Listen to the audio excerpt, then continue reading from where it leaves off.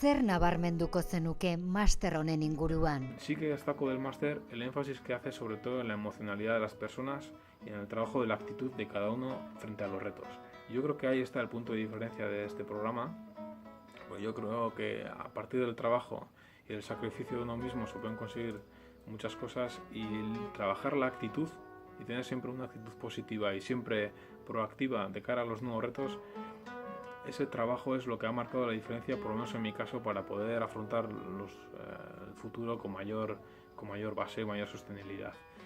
Entonces, a partir de ahí, yo creo que el programa es un programa muy completo, es la experiencia muy positiva. Además, me está tocando hoy en día aplicar ciertas técnicas, tanto en lo que es la estrategia, modelo de negocio, aspectos financieros también, en el día a día, en mis retos profesionales, y soy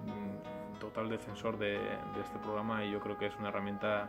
muy importante para las nuevas generaciones o la juventud que hoy en día queremos trabajar la empresa de forma importante. MBA Executive, zuzendari batek behar duen prestakuntza.